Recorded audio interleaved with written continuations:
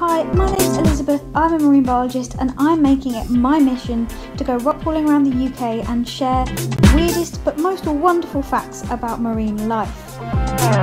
But in 2020, due to months of lockdown, this is the first time I'm getting to go rock pooling. So, it's an incredibly exciting rock pooling trip where I set out to try and find as many species as possible, and it did not disappoint.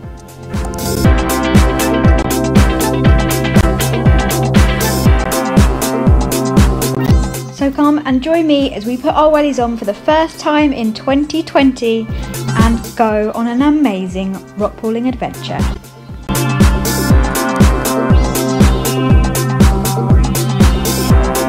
Is that not the most glorious view ever? I don't even think the camera is doing it justice.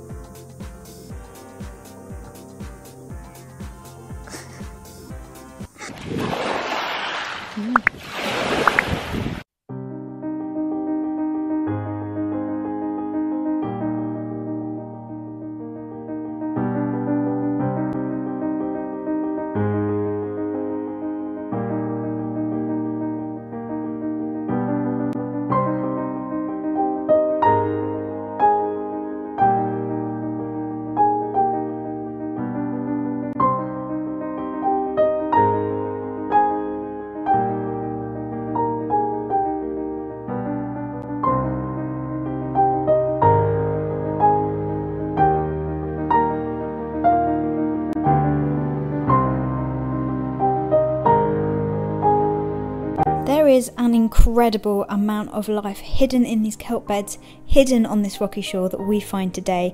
So for the rest of this video, I'm also going to be tracking just how many species we find with a little number counter down in the bottom corner. So make sure to keep an eye on that as we explore some incredible wildlife. Let's go! Starting off with my absolute favourite seaweed, Condus crispus, because look at the gorgeous blue tips that it gets when it is underwater.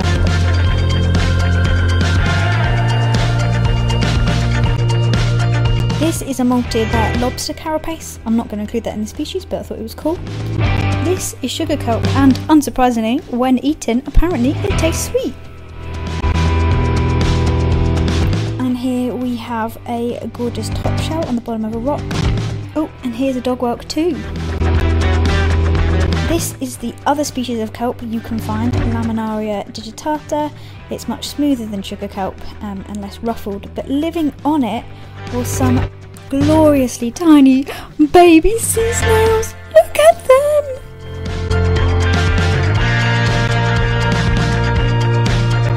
Ever seen more little precious babies than these?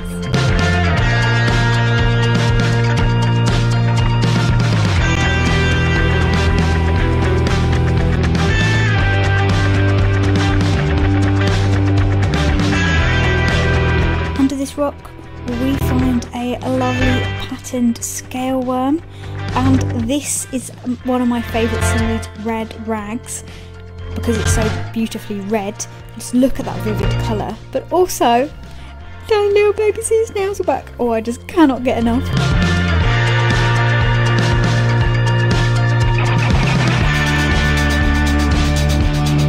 And now we're on to some really cool characters of the rocky shore.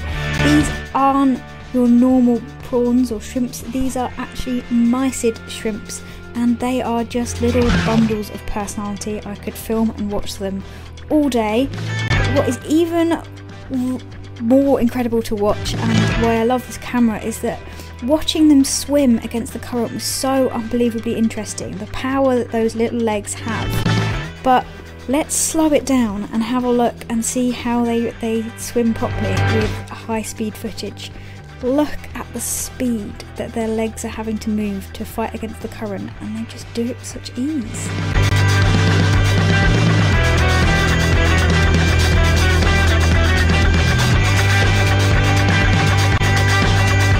From incredibly charismatic creatures that let me film them for ages, to some incredibly difficult fish species to film. These fish are absolutely gorgeous, but they are almost transparent, really difficult for the camera to pick up, but have gorgeous coloration.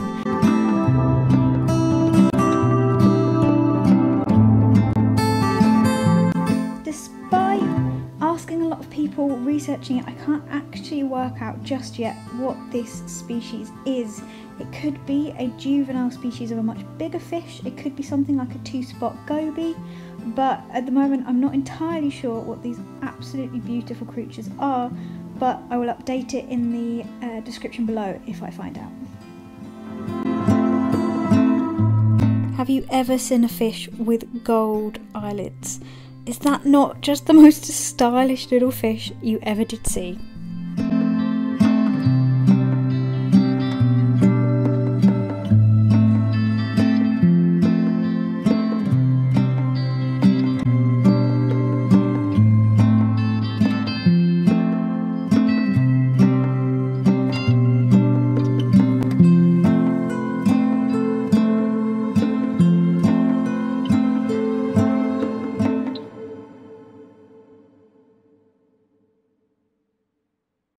This funky looking thing is actually an animal. It is a type of bryozoan, and it was living on a seaweed with lots of other things like crustose, corallina algae and this red seaweed.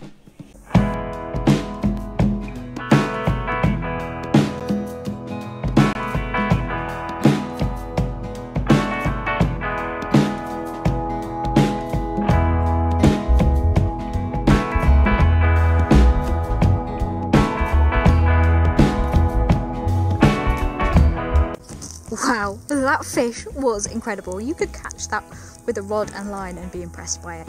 I mean, if it wasn't for the fact that I don't want to hold a fish without disturbing it, I probably could have like picked it up and shown you and it wouldn't have even bothered the thing. It was gorgeous. I'm pretty sure it's a rockling. I couldn't quite see off its face. Maybe I'll see on the footage what it is, but it was a big giant fish, and it's great to see that, and you're only really going to see that bigger fish at low tide. Just because I'm surprised you saw it anyway, because most of the fish are off swimming, so that's one of the fish that like to, you know, hide out of the way, and that must be years old. It's massive. What a great find. I think that's the biggest fish I've ever found rockpooling. Yeah, the biggest fish.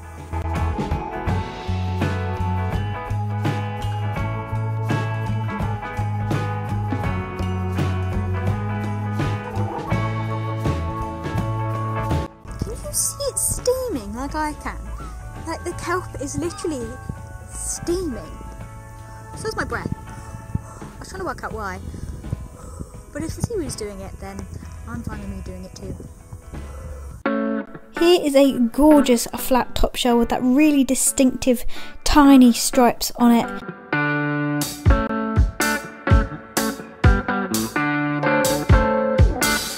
Of course, no rockpooling trip will be complete without the wonderful beadlet anemones that are scattered throughout the shore. And I didn't notice this when I was rockpooling, but just behind that anemone is a sea spider. Let me just replay that. Yep, a sea spider. I am counting that as another species.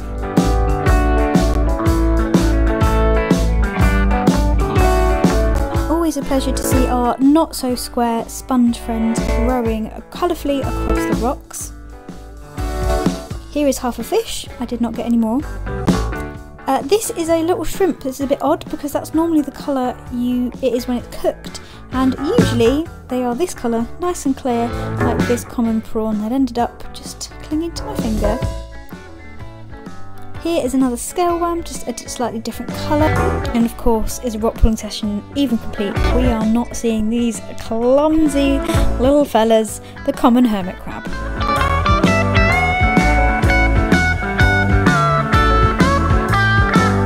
Have you spotted what we're looking at yet? You can kind of see the two little eyes, and just make out the body of what is a really special find, a flatworm. Now, people that think that flatworms might be boring, or worms in general might be boring, but look at him. He is so cute with his two tiny little eyes. And actually in the UK, they are quite difficult to find, mainly not because they're not there, but because look at him, he's almost see-through, and otherwise they're normally like brown colours. But around the world you can find flatworms in a variety of literally neon colours, and I've included some videos of flatworms in my global rock pooling video, which I'll link to above, and you can go check that out after this one, where we look at rock pooling creatures from literally around the world. Australia, South Africa, America. It really is awesome, just like this flatworm. Oh my goodness, that was the cutest. Oh my goodness, that was the cutest teensy winsiest little teeny weeny baby flatworm. Did you see? It's just like little eyes. I couldn't believe. Oh my god, you were so cute. This white shell belongs to a tube worm, and usually you can't really see any example of the living worm, but today we were lucky enough to see it when its feeding tentacles were out getting food. And just look at how gloriously pretty and delicate the feeding tentacles are of that tiny worm.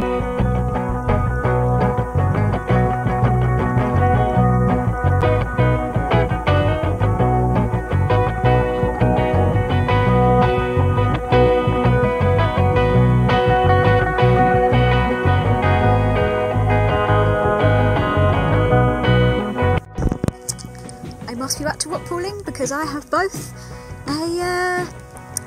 two wet feet because I forget where the top of my wellies are, and unfortunately, poor Hollywood, a rather soggy bottom. I love rock pooling.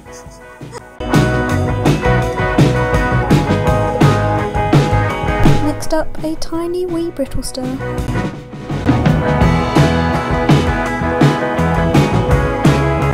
Quick note, I'm not including all of the other wonderful seaweed you can find on the rocky shore because a lot of them are more difficult to ID, and I feel like I should walk you through how to ID them for yourselves, but make sure to subscribe because that is coming soon.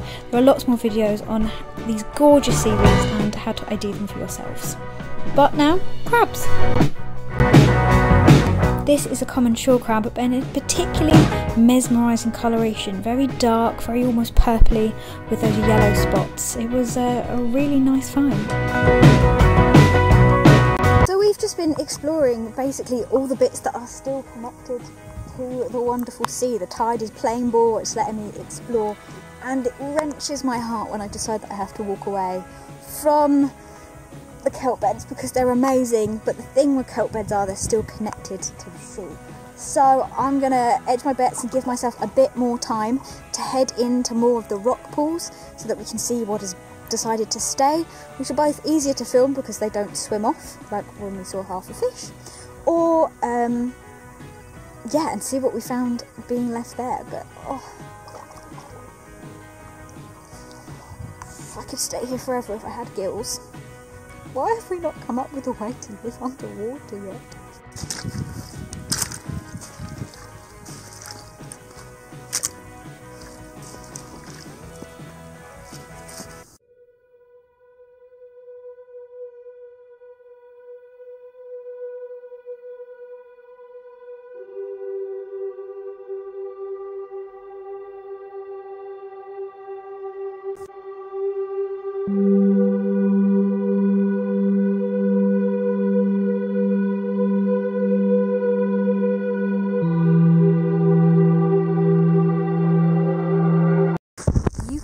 So much life on these beaches, and you can especially hear when crabs or potentially lobsters are like scuttling around.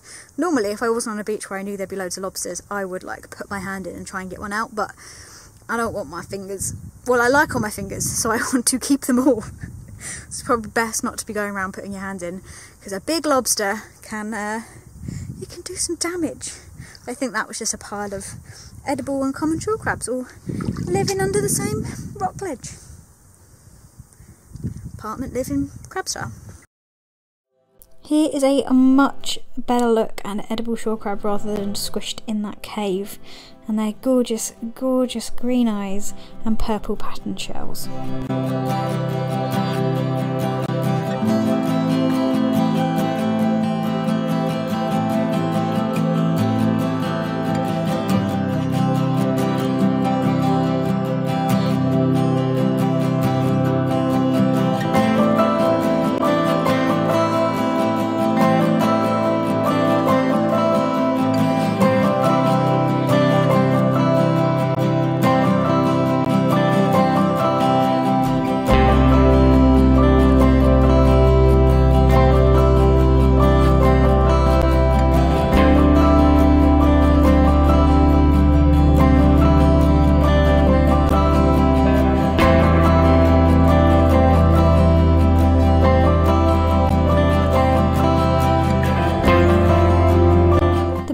seaweed with the angled edges is actually one that's easy to ID. This is Fucus Serratus, and you can tell it's that because it has these serrated edges at the side. On this rock pooling trip I kept finding scale worms, and actually I haven't found them very much before, so I couldn't resist but video them, especially this one, which was far more active than the others.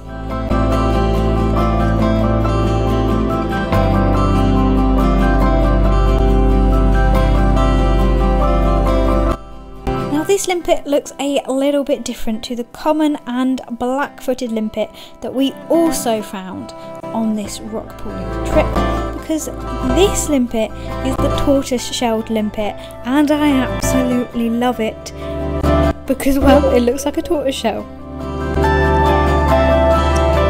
This algae is worth a quick mention. It is purple and pink, it is coral weed, and it feels nice and hard because, like coral, it forms a calcium carbonate skeleton.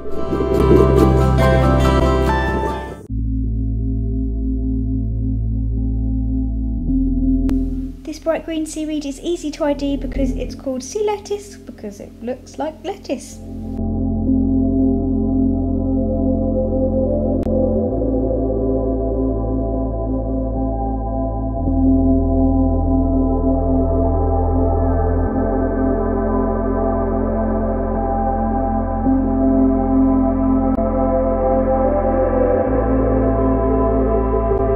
This colourful character is a chiton. It's actually like a snail on the inside. And this snail is a netted dogwhelk. You can tell because it has tiny little spikes on, right next to a normal dogwhelk, which you can kind of see is a lot smoother. This is a baby tortoiseshell limpet. Oh my goodness, it is so tiny and cute. Look how small that is. And of course, I can't resist. I just got to film them all the time. Clumsy, charismatic hermit crabs.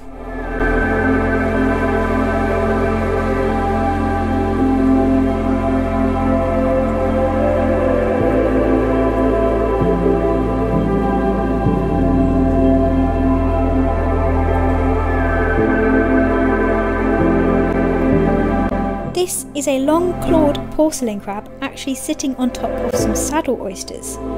And these are often found under rocks and they scuttle away as soon as you turn over the rocks. But make sure if you turn over a rock to check out the underside to see if you can see these guys, but be careful when you're putting it back down to not squash them. This is particularly special, although brief. That little moving blob is actually the larvae of a squat lobster. Should be said, I absolutely hate stopping for food and water when I'm rock pooling because I'd rather just carry on, but it is a hot day in summer, so remember, if you guys are rock pooling, to stop, stay hydrated and have a snack, because it's just not worth getting dehydrated for. But it's really annoying, so I'm going to eat this really quick and carry on.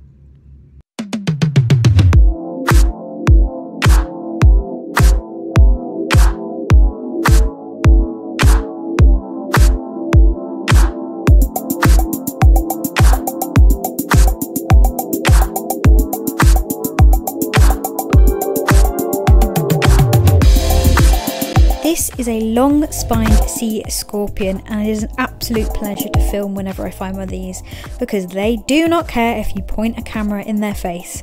They are not fussed by humans whatsoever, and you can kind of tell because they're just mean looking. Actually, I think they're just using their camouflage to kind of stay away from predators. But it's a great fish to film. Look, I can even move rocks around him and he won't move away, unlike that long-clawed porcelain crab that decided to run off. This is actually one of the many creatures I have characterised and photographed, and more explanations on them on my website, which will be linked down below, so go and check that out if you want to learn more about this fish species. This well-placed bundle of sand is actually the home to Polynemia Nebulosa. It's a type of worm, and these are its tentacles that kind of stick out the end, which it uses for feeding.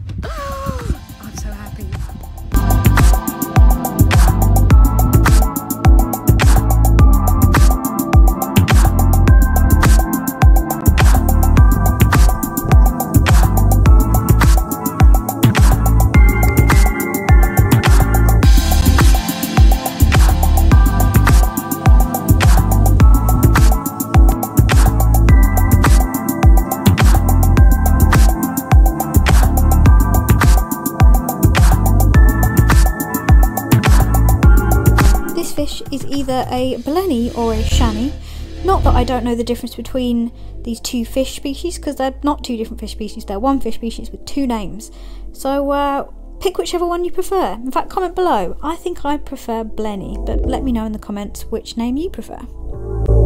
The tide's seriously coming in now, just enough time for a quick route round this rock pool, and then we will head up back to the proper middle shore.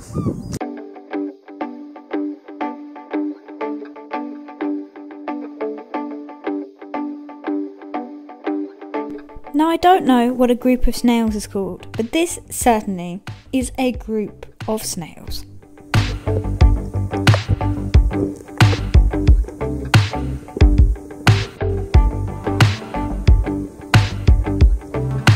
Common periwinkles, to be exact.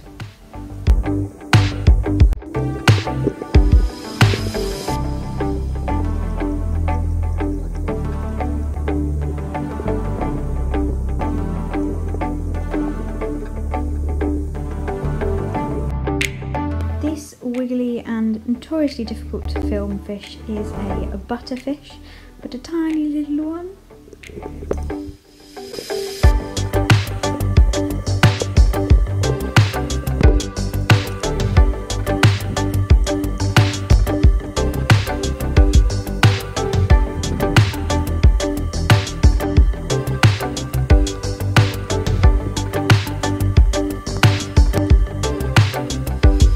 Just found another squat lobster. I can't film them, they're insane. They are the fastest moving thing on the rocky shore. They're just like ninjas. Oh my goodness. Another one.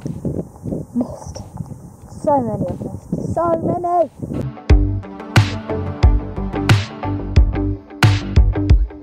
Then we were lucky enough to have another wonderful encounter with a common blenny, or shanny, whatever you prefer.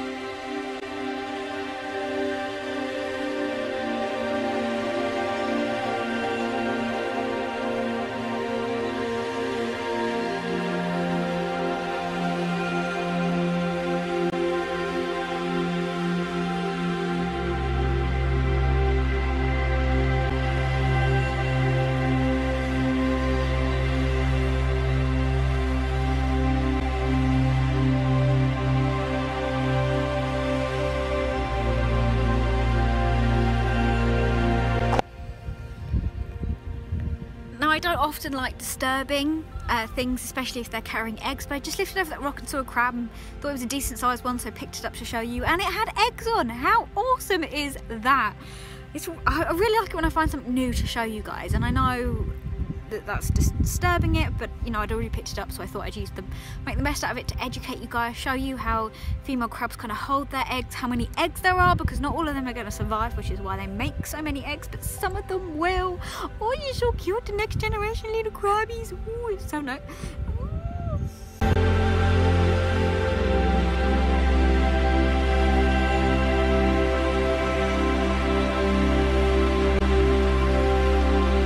Another gorgeous cute flatworm. We are really being spoilt today.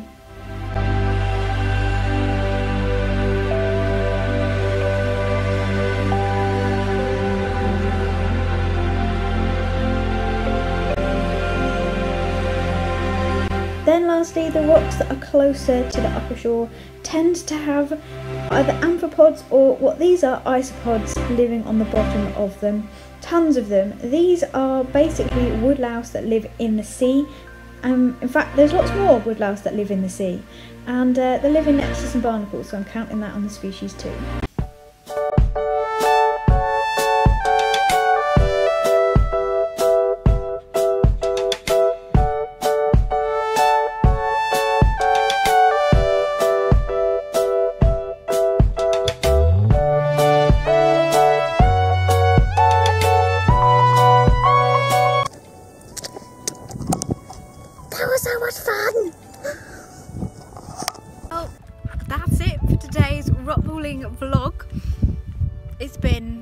incredible to be back on the rocky shore. It feels normal, which is bizarre after all these months, and I'm so grateful to, you know, have had to be able to have stayed inside and stayed safe, and so grateful to everyone, you know, all the key workers and just everyone for like trying to get the world back to normal, so that it means I can come and go to the beach and go rock pooling, because it's well, you guys know I'm obsessed with it, and it's part of my life. It's something I really enjoy, and it's just like, oh, such a switch off, you know, 3, 4, 5, 6, depending on how long I can drag it out for, hours of just thinking about the species. I don't feel lonely when I'm at the rocky shore, because you're just surrounded by thousands of characters that you get to meet and interact with, and I get to film and I get to share it with you guys. And after months of being inside alone and feeling pretty lonely, it's great to just get back to this place I love so much, and to think that this isn't even like a one trip thing, like I can come back. I keep thinking that, like, oh my god, I gotta go rock pooling, and then but it's like I can come back and keep exploring, and yes. I hope you've enjoyed it. There's obviously going to be a lot of rock pooling related content coming out, a lot of outside exploring as much as possible, so if you like this, if you like this kind of thing, then make sure to subscribe, because there is going to be an absolute ton more. I will see you next week for another video, as I post every time. Bye.